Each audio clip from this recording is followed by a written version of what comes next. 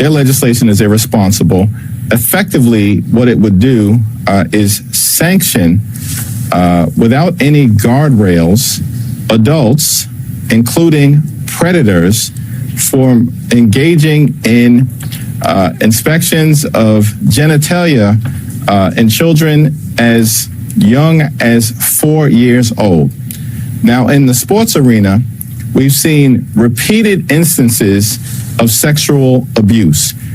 Gymnastics, that's been the case. In wrestling, that's been the case. In football, that's been the case. And in many other areas. And to have the federal government weigh in aggressively and sanction this type of invasive inspections clearly would create a situation where childhood predators would be unleashed on the children of this country. And that's why you saw a significant number of Democrats say this is federal government overreach and it's unacceptable. Donald Trump talked a lot in his campaign. He talked about lies of cats and dogs being eaten. He talked about Hannibal Lecter almost constantly. And he talked about Arnold Palmer's manhood there at the end, just kind of sprinkled in all of the nonsense. But one thing that he talked about throughout the campaign, a real through line, was tax cuts. Not tax cuts that would help working people. No tax cuts for Elon Musk, Mark Zuckerberg, Jeff Bezos, and all of Donald Trump's new billionaire buddies, and of all the things that Donald Trump has said. It seems like that one is actually sticking all those promises of lower prices of groceries, energy, and housing. No, those are already out the window before he even puts his hand on the Bible, but the tax cuts are here to stay. Now, the real question is, how will Donald Trump pay for those, well, remember the middle class I mentioned, who wasn't getting helped by those tax cuts? Yeah, they're actually getting hurt because Donald Trump wants to take all the money in Medicare, Medicaid, and Social Security and give it to his new billionaire buddies, but Hakeem Jeffries is saying no. And he's got quite a big say in this, and that's making Donald Trump furious, and we are going to get into it all. But before we do, if I could quickly ask you to leave a like on this video, and if you haven't already, and you enjoy our channel, to hit that subscribe button. It goes a long way, and it really means the world to me now. Before we get into all that is going on that is making Donald Trump upset, I want to check out this clip of Hakeem Jeffries making it clear that he's not going to let Donald Trump's big tax cut for Elon Musk get through without a fight. I think all of this is meant to create a reconciliation vehicle in which every single priority of the Republicans can be put into one bill and passed. I think they're banking on this by a 2 or 3 vote party line margin. What's your plan to stop that?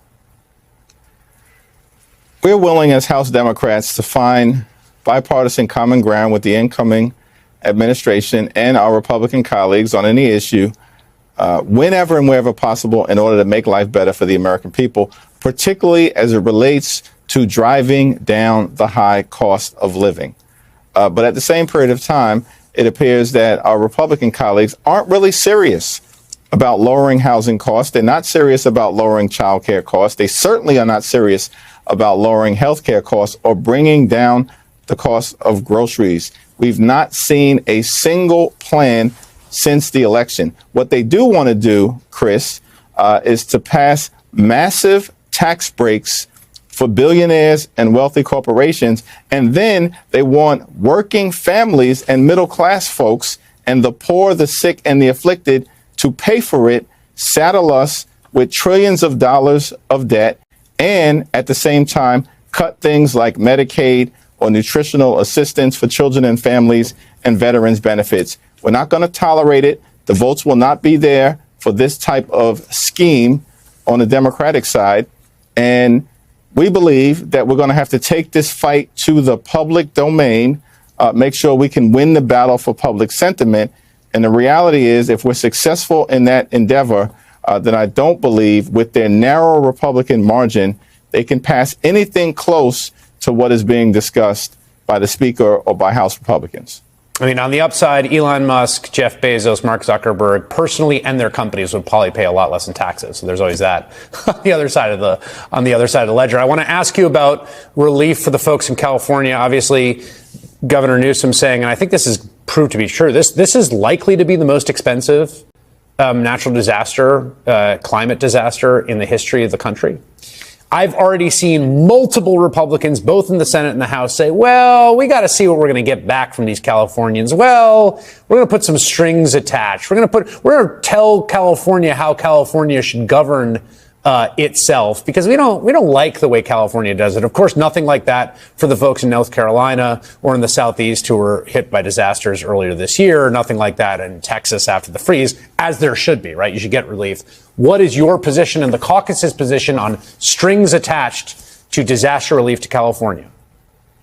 We had a discussion about this today in the House Democratic Caucus, and the consensus position, I think it's fair to say, is that we do not support conditioning any aid to everyday Americans whose lives have been wiped out as a result of extreme weather events, and in this case, in California, by these raging wildfires. Homes have been destroyed, schools have been destroyed, small businesses have been destroyed, churches and synagogues and mosques have been destroyed or are in harm's way, and it is unconscionable that Republicans are suggesting imposing right-wing partisan conditions in order for California taxpayers to receive their tax dollars. California is one of those states, in fact, that sends about 5 times as much to the federal government every year than they get back in return. And so we've got to be there for the people of California. We will be there for the people of California, just as we have been for others across the country. I want to talk about a piece of we'll start with legislation today. There's a vote today in the House, and I want to read your quote on it and your characterization of it. It would be a nationwide ban on trans youth in sports, or at least in sports of the gender they express. The House Republican, you called it the House Republican Child Predator Empowerment Act, does not promote fairness and safety in sports. It will unleash horrific child predators on girls and young women throughout America. Unacceptable. There are only 2 Democrats that voted in favor. It passed on a fairly narrow party line vote. Why do you characterize it this way?